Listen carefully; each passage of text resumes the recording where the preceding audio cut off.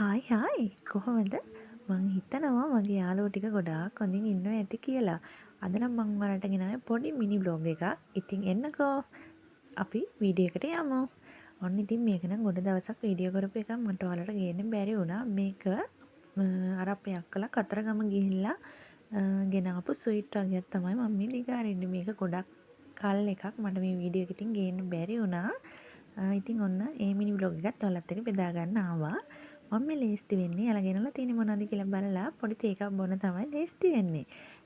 කළු දුක ගෙනල්ලා තිබුණා. රුලන් අලුවා, මස්කට්, පොල් දෝසි, පැණි බූන්දි. ඉතින් ඔය වගේ දේවල් ඉතින් අපි හැමෝම ගේනවනේ කතරගම ගියාම. ඒ අතරින් මම ආසම මොනවද දන්නවද? කළු දොදළුයි රුලන් අලුවයි කන තමයි මම ආසම. ඊට පස්සේ ඉතින් මට කොණ්ඩ කටු වගේකුත් අක්කා ගෙනල්ලා තිබුණා. අපේ බබාට සෙල්ලම් බඩු වගේකුත් ගෙනල්ලා තිබුණා. මේ සැරේ ඇත්තටම දුකයි කතරගම යන්න බැරි වුණා අපිට. මං හැම සැරේම යනවා මං ඊළඟ අවුරුද්දේ යනවා කියලා හිතාගෙන ඉන්නවා. මේ සැරේ යන්න බැරි වෙච්ච එකට ගොඩක් දුකයි. ඉතින් මොකද මොනා කරන්නද නේද? එහෙම තමයි අපි හිතන දේවල් ඒ විදිහටම වෙන්නේ නැහනේ. ඉතින් ඔන්න මේ විදිහට මේ ටික දිග අරගෙන මම සීනි අඩුවෙන් දාපු ටී එකක් බොන තමයි හදන්නේ. මම ඉතින් ආසම කරේ කළු දොඩොල් වලට ළමයි. හරිම ආසයි, හරිම රසයි. ඒ කතරගම පෙතුවිල තියෙන දොඩොල්. ඉතින් අපි මේ පෙතුවලට ගියාම ඉතින් මේ වගේ ස්වීට් දේවල් ගේනවනේ.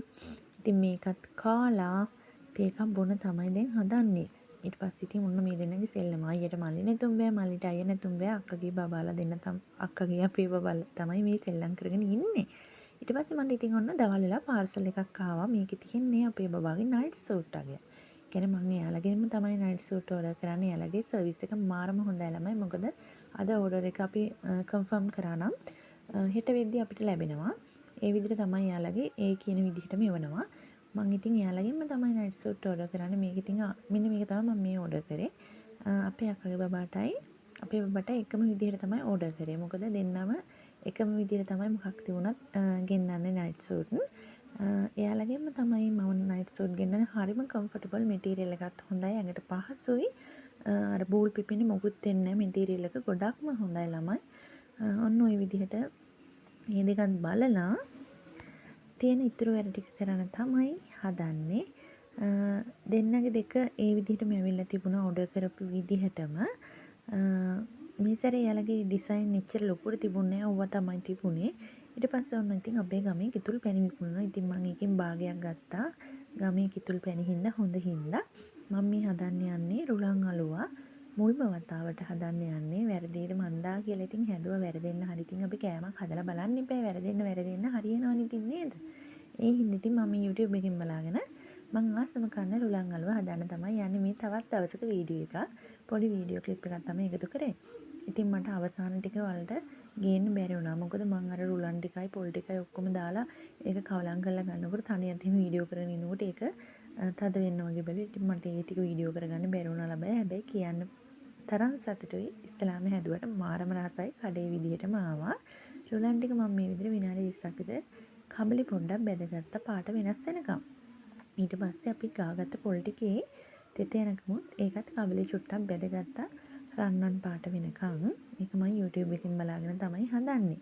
ඉතින් ওই දෙක ඔහොම තියලා අද හදන්නේ කිතුල් පැණි වලින්. හරිම රසට තිබුණා කිතුල් පැණි වලින් හදපු හින්දා කිතුල් පැණි ටිකත් මේ විදිහට රත් කරගෙන බුබුලු එනකොටම මම දැම්මා.